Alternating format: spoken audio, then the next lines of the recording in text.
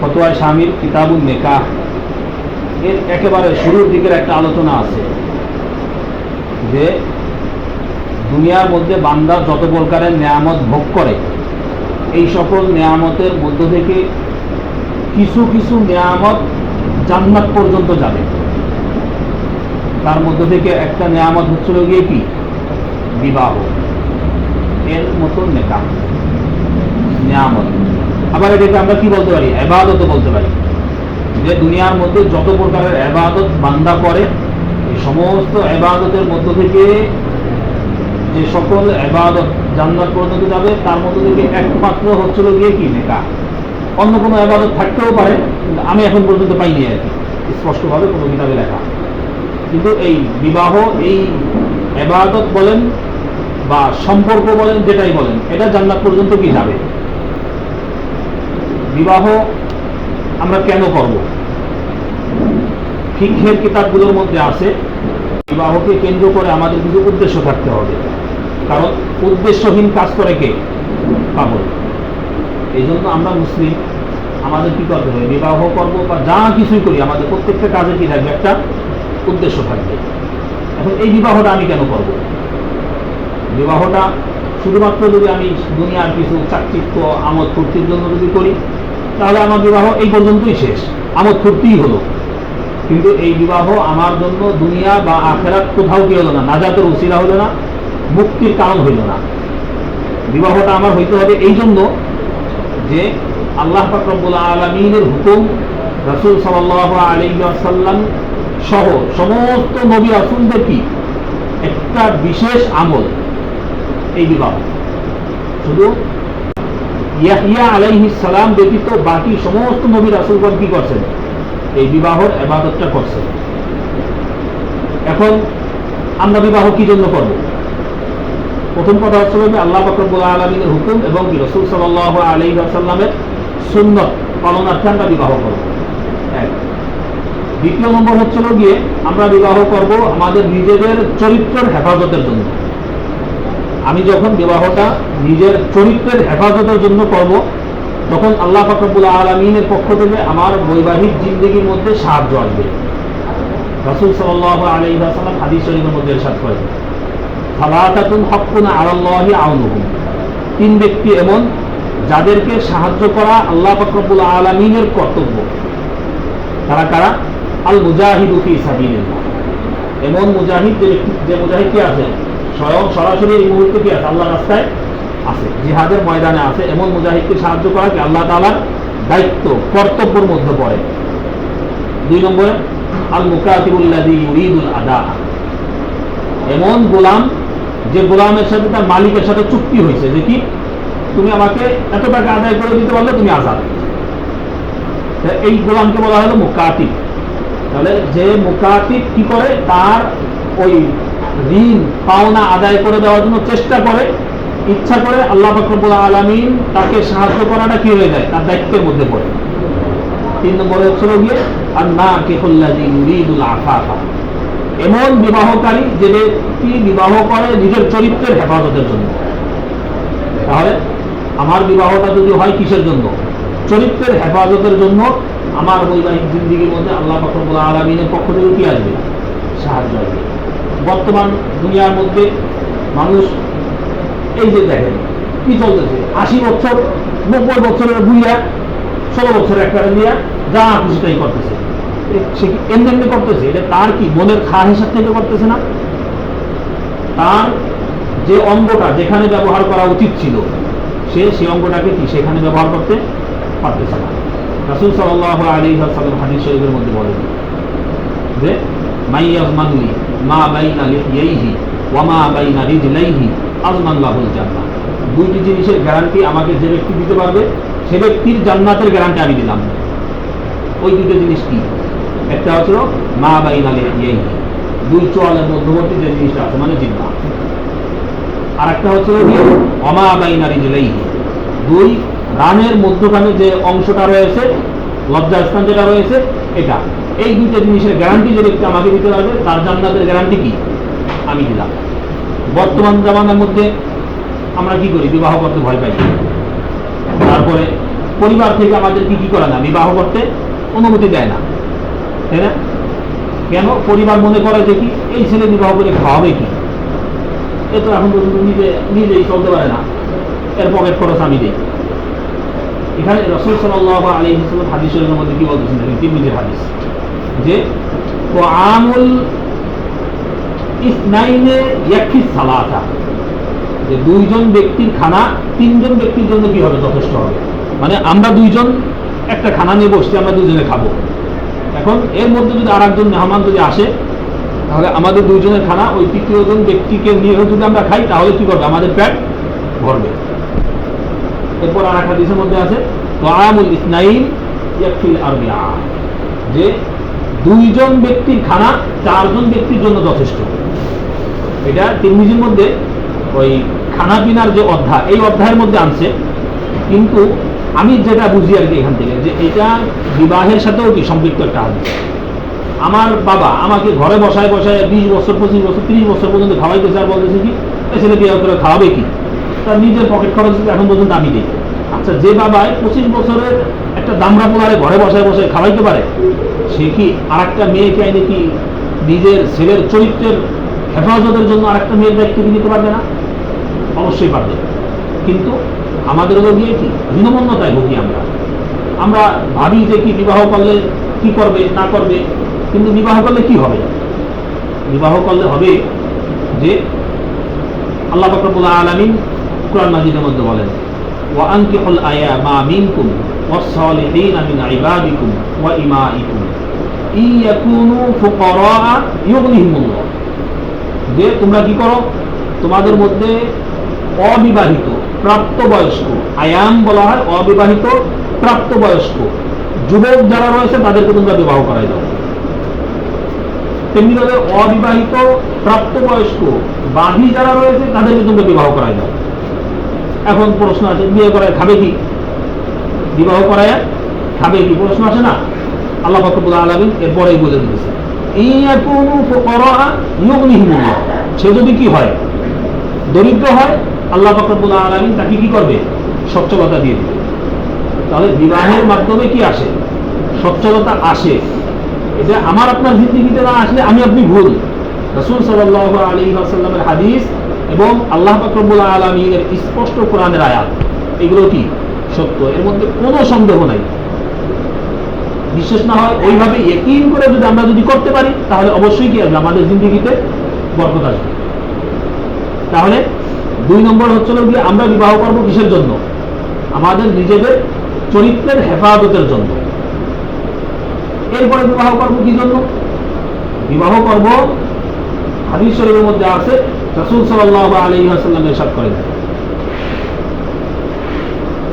তাযাওয়াজুল ওয়ালুদাল ওয়াদুদা ফাইন্নী মুকাথিরুন বিকুমুল উমাম, যে তোমরা এমন মহিলাদেরকে বিবাহ করো যারা কি বেশি বেশি সন্তান জন্ম দিতে পারে এবং তার স্বামী ও সন্তানাদিদের প্রতি কি হয়, খুব বেশি আবেগী হয়, খুব বেশি আন্তরিক হয়।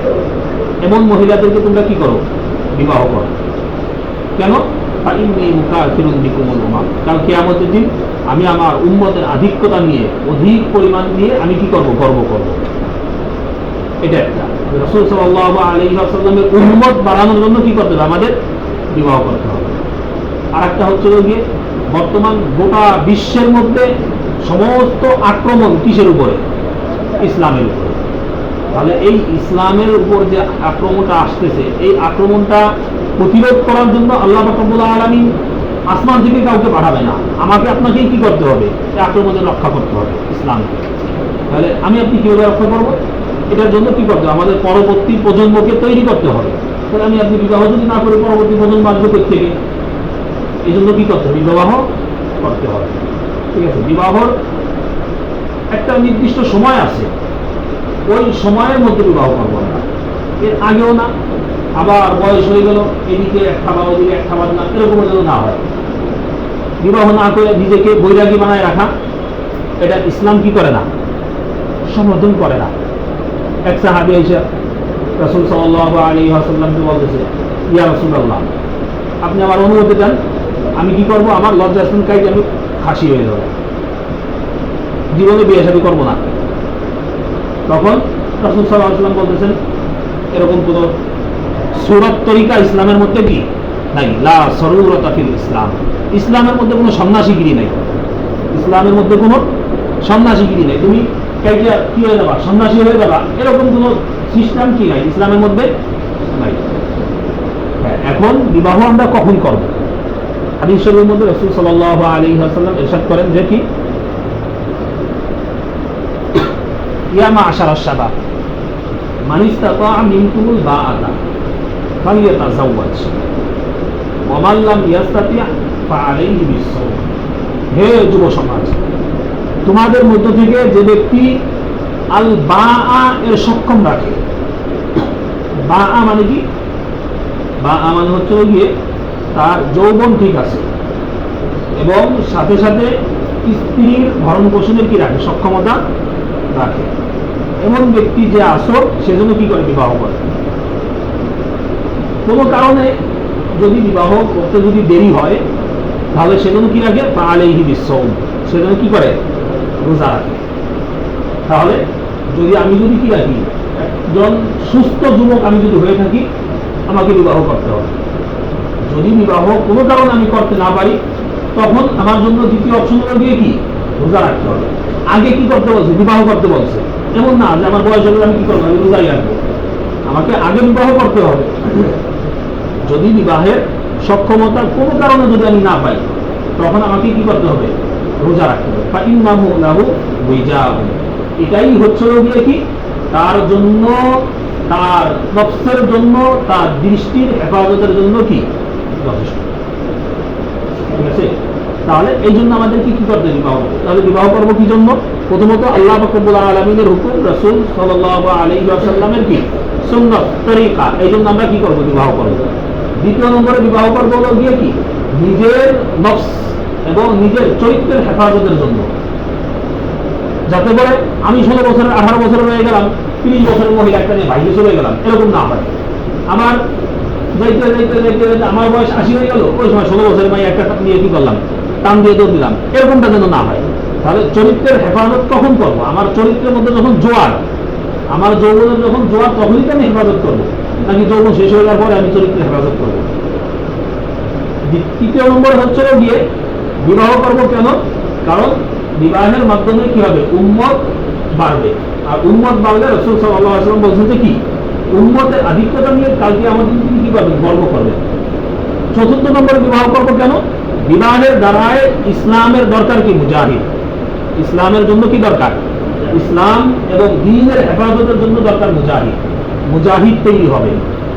এই জন্য কি করবো, আমরা বিবাহ করবো।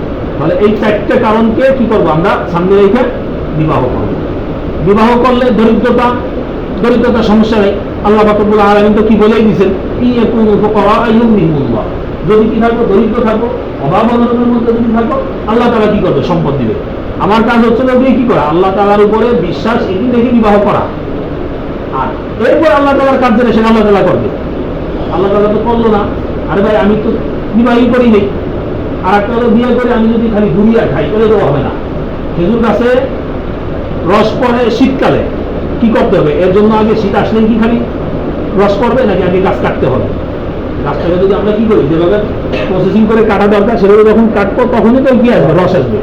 এই জন্য এই শুধু বিবাহ করলেই হবে না, বিবাহ করার পরে আমার কি করতে হবে, অর্থ সম্পদ জোগাড়ের জন্য চেষ্টা মুজাহাদা করতে হবে, তখন আমার কি আসবে, অর্থের মধ্যে বরকত আসবে।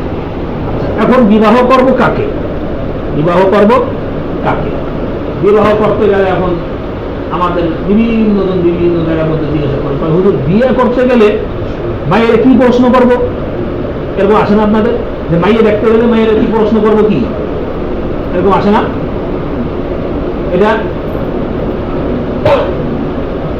আমাদেরকে অনেক সময় জিজ্ঞাসা করে, এমনকি আমাদের মাদ্রাসা পড়ুয়া ছাত্র যারা, তারাও জিজ্ঞাসা করে অনেক সময়। কিতাবুন নিকাহ, এই বিবাহ সংক্রান্ত মাসলা যখন পড়াই, ওই সময় জিজ্ঞাসা করে, বিয়ে করতে গেলে প্রশ্ন করবো কি মাইয়ের, আর কি মাইয়ে দেখতে গেলে কিছু একটা তো কথা বলতে হবে, কি বলবো? রাসূল সাল্লাল্লাহু আলাইহি ওয়াসাল্লাম হাদিস শরীফের মধ্যে বলে দিচ্ছে যে আমি কি দেখে বিবাহ করবো। তুনকাহুল মারআতু বিআরবাঈন, লিমালিহা ওয়া লিজামালিহা ওয়ালি হাসাবিহা ওয়ালি দীনিহা ফাজফার বিযাতিল খৈর। চারটি জিনিসকে সামনে রেখে মানুষ সাধারণত বিবাহ করে। চারটি জিনিসকে সামনে রেখে সাধারণত মানুষ কি করে? বিবাহ করে। এক নম্বরে চলে গিয়ে মাল। এক নম্বরে কি? মাল। যার মাল আছে, মায়ের অবস্থা যেমনই হোক, এর আগে বিবাহ যতটাই হোক, মাল আছে, ছেলে কি অটোমেটিক কি হয়ে যাবে, রেডি, তাই না? এই জন্য মানুষ প্রথমত বিবাহ করার লোক কি দেখে? মেয়ের বা মেয়ের বাবার অর্থ সম্পদ দেখে। ওয়ালি জামালিহা, দুই নম্বরের লোক কি? মেয়ের সৌন্দর্য দেখে কি করি আমরা? বিবাহ করি। সাধারণত কি করা হয়? সৌন্দর্য দেখেও কি করা হয়? বিবাহটা করা হয়। এরপরে হচ্ছে গিয়ে ওয়ালি নাসাব ওয়ালি হাসাবিহা, যে মেয়ের বংশ কি, যে কোন বংশের, যে অমুক এলাকার মধ্যে অর্থ সম্পদ যেমনই হোক, কি বংশ অনেক বড়, এলাকার মধ্যে কি আছে, একটা নাম ডাক আছে, আমরা এটা দেখেও কি করি? বিবাহ করি, তাই না? এরপরে 4 নম্বরে গিয়ে বলতেছে কি? ওয়ালি দীনিহা, কি দেখে? দিন দেখেও বিবাহ করা হয়। তবে ফাজফার বিযাতিদ দীন তারিবাত ইয়াদাক, তুমি কি করো? দিন যেটা রয়েছে, সর্বশেষ অপশন যেটা, এটা নিয়ে তুমি কি করো? সন্তুষ্ট হও, তারিবাত ইয়াদাক, তাহলে তোমার জিন্দেগি কি হয়ে যাবে? কল্যাণময় হয়ে যাবে, সুখে ভরে যাবে। রাসূল সাল্লাল্লাহু আলাইহি ওয়াসাল্লাম এটা বলতেছেন আমাদের। তাহলে এখন দিন দেখতে গেলে এর আগের যে চারটা আছে, এই চারটা আমি দেখি, সমস্যা নাই, কিন্তু আমাকে সর্বপ্রথম অগ্রাধিকার দিতে হবে কোনটাকে? দিনকে। আমাকে অগ্রাধিকার দিতে হবে কোনটাকে? দিনকে। দিনকে অগ্রাধিকার দিয়ে এরপরে যেটাই আমরা পাই না কেন, কি করা যাবে? সবগুলো দেখে যদি চারটি যদি পাওয়া যায় তাহলে কি আরো ভালো, সোনায় সোহাগা। কিন্তু আমাকে যদি একটা অপশন যদি বেছে নিতে হয়, সেটা আমি কোনটা দিব? শুধুমাত্র দিনের অপশনটাকে বেছে নিব, ঠিক আছে? এই জন্য ওই আমার স্ত্রী যখন আমার ঘরে আসবে, বিবাহ কি শুধুমাত্র দুটা জিন্দেগি, দুটা পরিবারের সম্পর্ক এতটুকুই? এই একটা বিবাহের মধ্যে আমার পরবর্তী প্রজন্ম কি আসবে? নেপোলিয়ান নামক যে একজন ব্যক্তি ছিলেন, তিনি কি বলছেন? যে তোমরা কি করো, আমাকে একটা শিক্ষিত মা দাও, আমি তোমাদেরকে কি দিব? একটা শিক্ষিত জাতি দিব। আপনার পরবর্তী প্রজন্ম কেমন হবে? আমার পরবর্তী প্রজন্ম কেমন হবে? আমি কেমন সন্তান চাই? এটা আমি যদি সন্তান জন্ম দেওয়ার পরে যদি ঝিকি করে, তাহলে তো হবে না। সন্তান জন্ম দেওয়ার আগে থেকেই তো কি করতে হবে? আমাকে প্ল্যান করতে হবে। আমার বিবাহটা তো ওইভাবেই করতে হবে। আমি যদি অর্থ সম্পদ দেখে একটা, যদি ইউজ ক্যাটাগরির মহিলা আমি যদি কি করি, বিবাহ যদি করি, তাহলে আমার সন্তানও কি ওরকমই আসবে। এই জন্য বিবাহের ক্ষেত্রে আমাদের কি কি করতে হবে? দিন যেটা রয়েছে, এই দিনের কি করতে হবে? আমাদের অগ্রাধিকার দিতে হবে। আল্লাহ পাক রব্বুল আলামিন কোরআন মাজিদের মধ্যে এক জায়গার মধ্যে বলতেছেন যে বিবাহ তোমরা করো, বিবাহ করলে স্ত্রীর সাথে তোমাদের সাথে সম্পর্কটা কেমন হওয়া উচিত? স্ত্রী কে? স্ত্রী সে কে? আল্লাহ পাক রব্বুল আলামিন এটা বলতেছেন যে ওয়ামিন আয়াতিহি আন খালাকা লাকুম মিন আনফুসিকুম আজওয়াজা লিতাসকুনু ইলাইহা ওয়া জাআলা বাইনাকুম মাওয়াদ্দাতান ওয়া রাহমা, যে আল্লাহ পাক রব্বুল আলামিনের একটা নিদর্শন হচ্ছে গিয়ে কি? আন খালাকা লাকুম মিন আনফুসিকুম আজওয়াজা, তোমাদের মধ্য থেকেই কি করছেন? তোমাদের স্ত্রীদেরকে তিনি সৃষ্টি করছেন। তোমাদের মধ্য থেকেই তোমাদের স্ত্রীদেরকে তিনি কি করছেন? সৃষ্টি করছেন। এটার ব্যাখ্যা অনেক লম্বা। সংক্ষিপ্ত আকারে বলতে গেলে আল্লাহ পাক রব্বুল আলামিন হাওয়া আলাইহিস সালামকে কি করছেন? আদম আলাইহিস সালামের বাম পাজরের হাড় থেকে তিনি কি করছেন? সৃষ্টি করছেন। হাওয়া আলাইহিস সালামকে কি করছেন? আদম আলাইহিস সালামের বাম পাজর থেকে কি করছেন? তিনি সৃষ্টি করছেন। এখন এর থেকে আমরা বলে থাকি যে কি সমস্ত স্ত্রীরাই কি তার স্বামীর বাম পাজর থেকে তৈরি। বিষয়টা এরকম না, বরং পরবর্তী প্রজন্ম যারা আছে আল্লাহ পাক রব্বুল আলামিন তাদের কি করছেন? নুতফা থেকে তৈরি করছেন। তবে মিন আনফুসিকুম এর ব্যাখ্যা এখানে এই তাফসীরে জালালাইন এবং ইবনে কাসিরের মধ্যে যেটা লেখে, সেটা হলো গিয়ে তোমাদের একই ক্যাটাগরি থেকে, অর্থাৎ মানুষের জন্য যদি কি হতো, তার স্ত্রী যদি জিন হইতো, তাহলে বিষয়টা কেমন হইতো? জিন কিসের তৈরি? আগুনের তৈরি। জিসমুন নারিয়ুন, এই জিনের যে ব্যাখ্যা বা পারিভাষিক অর্থ যেটা, সেটা বলা হলো কি?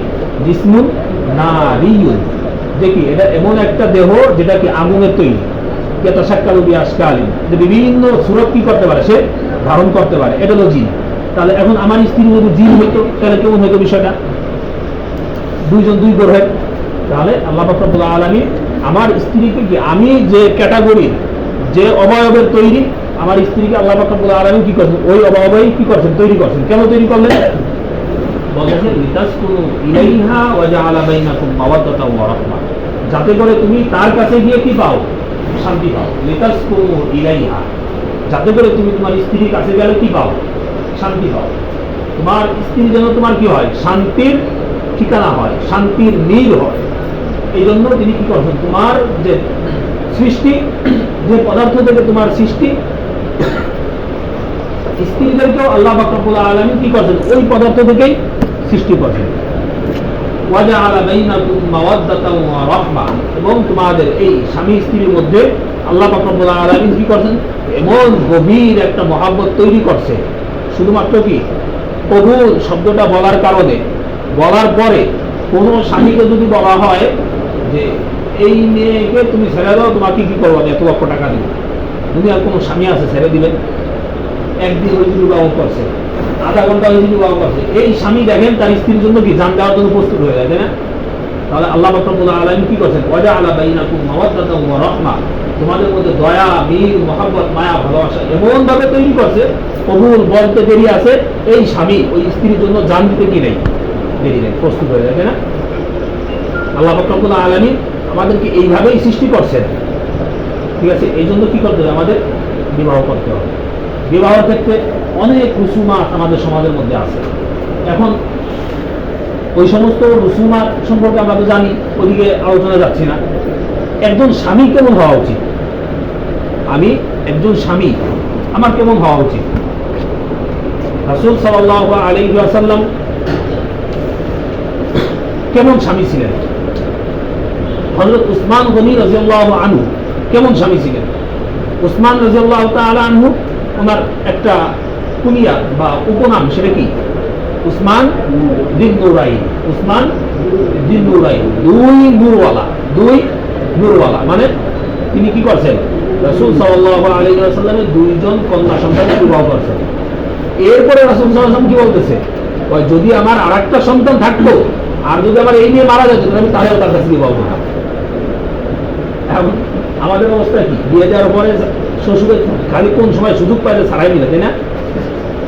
কিন্তু রাসূল উসমান রাদিয়াল্লাহু তাআলা কেমন ছিলেন, যে রাসূল সাল্লাল্লাহু আলাইহি ওয়াসাল্লাম বলতেছে দুই সন্তানকে তো বিবাহ দিয়েছি, একজন মারা যাওয়ার পরে আরেকজন দিছে, এরপর বলতেছে যদি সে মারা যায় আর যদি আমার আরেকজন যদি থাকতো, তাকেও কি করতাম, আমি তার কাছে বিবাহ করতাম।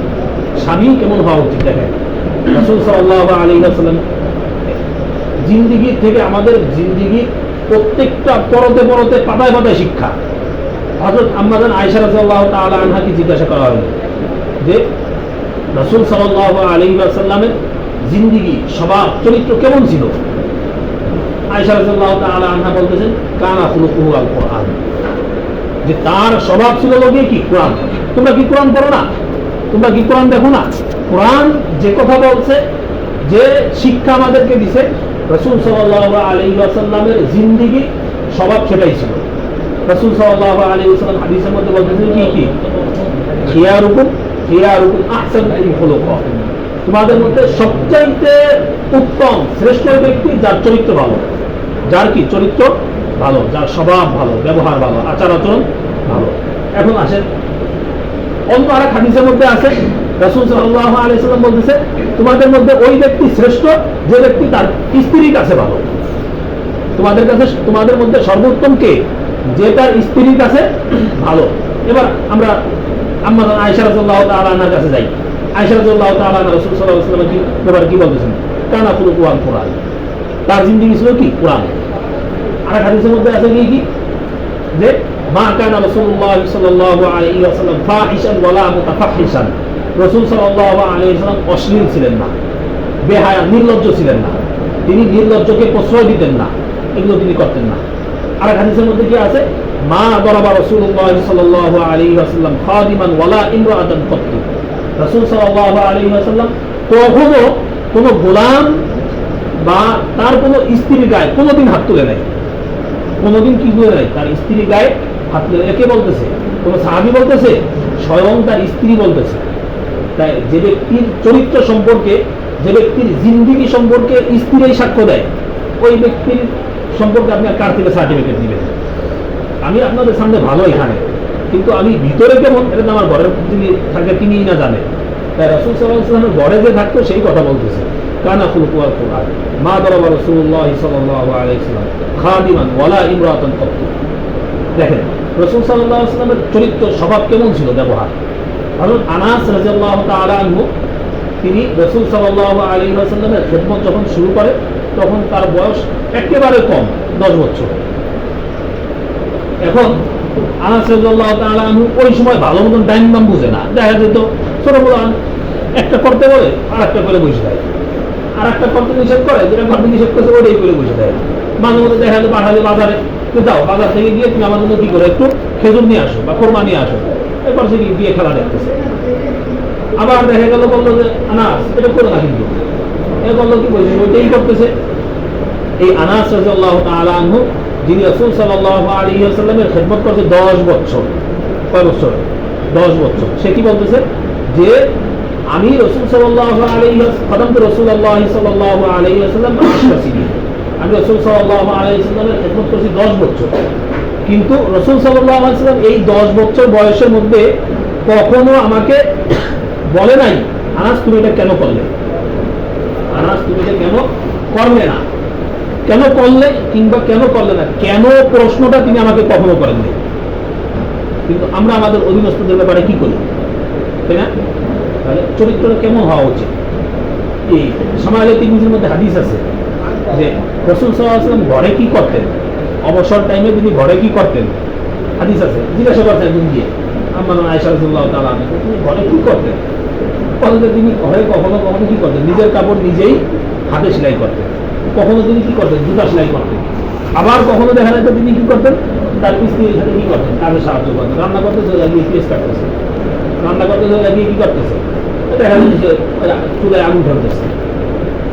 এগুলো তো আমি বলতেছি না, বা সাধারণ কোনো সাহাবী বলতেছে না, স্বয়ং ঘরের স্ত্রী বলতেছে। ঠিক আছে? এই জন্য আমাদের চরিত্রটা এমন হওয়া উচিত। একজন মহিলা তার পিতৃগৃহকে ছেড়ে আমার ঘরে যে আসলো তার প্রতি কি শুকরিয়া আদায় করা উচিত না? এবং তার প্রতি আমার আচরণ যদি হয় কি সবসময় রাগান্বিত আচরণ যদি হয়, তাহলে এটা কেমন হচ্ছে? কিন্তু হ্যাঁ, শরীয়তের বিধান যেখানে আছে সেখানে আমরা কি থাকবো, শুধুমাত্র হার্ড থাকবো। শরীয়তের বিধানের ক্ষেত্রে আমরা কি থাকবো, খুব কঠিন থাকবো। যেমন বনু মাখজুমার এক মহিলা, বুখারী শরীফের হাদিসের মধ্যে আছে, এক মহিলা, একজন কুরাইশের যারা আছে সবাই খুব পরেশান। কেন পরেশান, কেন পরেশান? দেখা গেল যে কি বনু মাখজুমার এক মহিলা কি করলো, কোনো একটা জিনিস চুরি করছে। এখন ইসলামে চুরি করলে তার বিধান কি, হাত কাটতে হবে। সিদ্ধান্ত হয়েছে হাত কাটা হবে। সাহাবা ইকরাম পরেশান, কোনোভাবে কি হাত কাটা ঠেকানো যায়?